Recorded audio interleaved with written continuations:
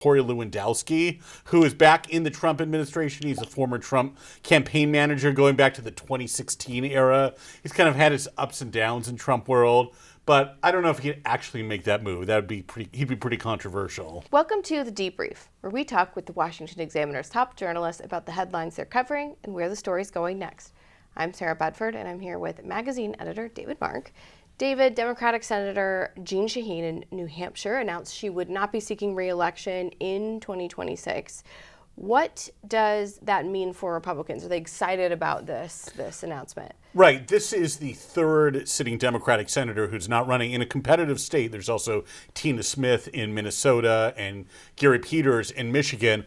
All three of those, along with New Hampshire, Republicans think they have a shot at winning. Whether they do or not, it's an open question. Democrats are pretty bullish on holding on to the New Hampshire seat like the others because they think the 2026 midterms are going to be pretty tough for Republicans because midterms usually are for the presidential party in power.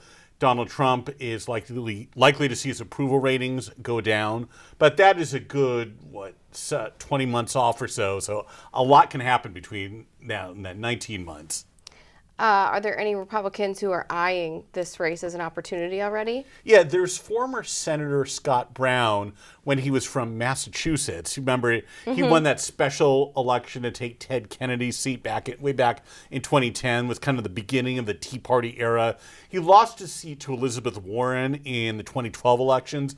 Then moved to New Hampshire, a bit up north, ran in 2014 and lost to Senator Jeanne Shaheen, the Democrat who's now retiring. He was then Trump's ambassador to New Zealand and Samoa.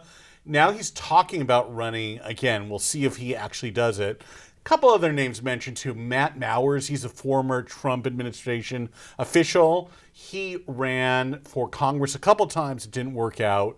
But he came relatively close. There have been even some longer shot names like Corey Lewandowski, who is back in the Trump administration. He's a former Trump campaign manager going back to the 2016 era. He's kind of had his ups and downs in Trump world, but I don't know if he could actually make that move. He'd be pretty controversial.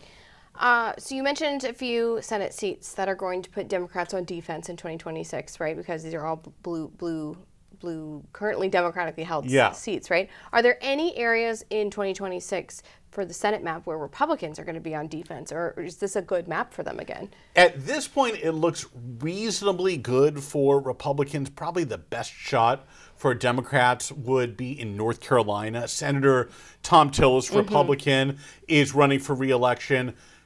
North Carolina is maybe slightly pink or so, just a bit leaning Republicans, but in theory, Democrats could win there. They've won a bunch of statewide offices, though they've lost a lot of Senate races too and presidential contests. So that one is kind of up in the air. There's also Maine neighboring New Hampshire, where Senator Susan Collins says she's running for re-election.